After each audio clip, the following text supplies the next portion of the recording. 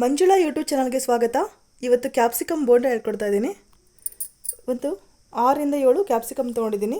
ಸ್ವಲ್ಪ ಚಿಟಿಕೆಯಷ್ಟು ಸೋಡಾ ಪುಡಿ, 2 ಚಮಚದಷ್ಟು ಅಕ್ಕಿ ಹಿಟ್ಟು, 1 ಚಮಚ ಜೀರಿಗೆ, ರುಚಿಗೆ ತಕ್ಕಷ್ಟು ಉಪ್ಪು, 1/4 ಚಮಚದಷ್ಟು ಅಜ್ವಾನ ತೊಗೊಂಡಿದ್ದೀನಿ. ಕಡಲೆ ಹಿಟ್ಟು ಒಂದು ಅರ್ಧ ಬಟ್ಲು, 1/4 ಲೀಟ್ರ್ ಆಯಿಲ್ ತೊಗೊಂಡಿದ್ದೀನಿ, ರಿಫೈಂಡ್ ಆಯಿಲು. ಈಗ ಆಯಿಲ್ನ ಕಾಯ್ಸೋಕ್ಕಿಡೋಣ. ಹಿಟ್ಟು ಕಲಿಸ್ಕೊಳ್ಳೋದ್ರೊಳಗೆ ಕಾಯುತ್ತೆ. ಆಯಿಲ್ನ ಕಾಯ್ಸೋಕ್ಕಿಟ್ಟಿದ್ದೀನಿ. ಈಗ ಹಿಟ್ಟು ಕಲಿಸೋಣ.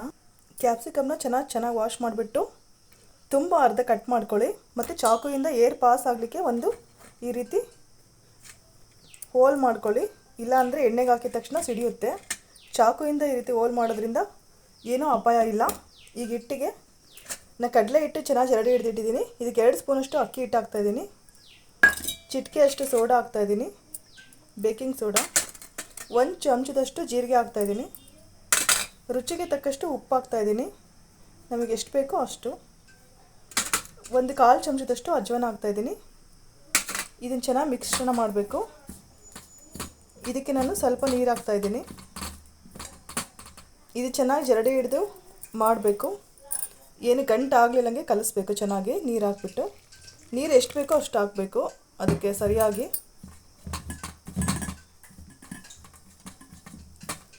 ಸ್ವಲ್ಪ ತೆಳ್ಳಗೆ ಇರಬೇಕು ಬೋಂಡಕ್ಕೆ, ಗಟ್ಟಿ ಇರಬಾರ್ದು. ಇನ್ನೊಂದು ಸ್ವಲ್ಪ ನೀರು ಹಾಕಬೇಕು.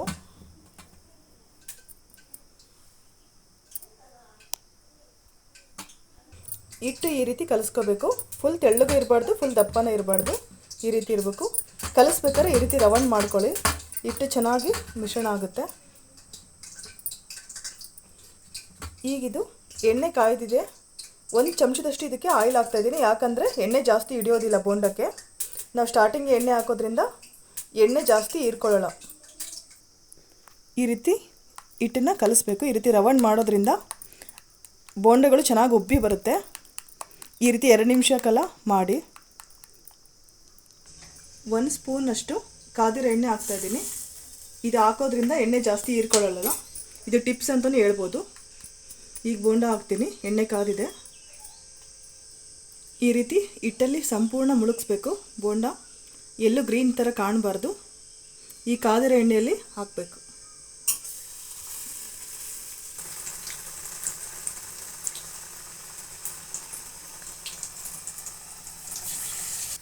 ಎರಡು ಕಡೆ ಚೆನ್ನಾಗಿ ಬೇಯಿಸಬೇಕು.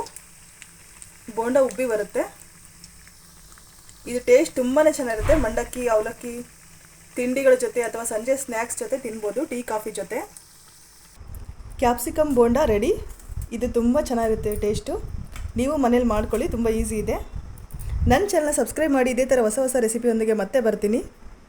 ಈ ವಿಡಿಯೋ ನೋಡಿರ್ತಕ್ಕಂಥ ಎಲ್ರಿಗೂ ಧನ್ಯವಾದಗಳು.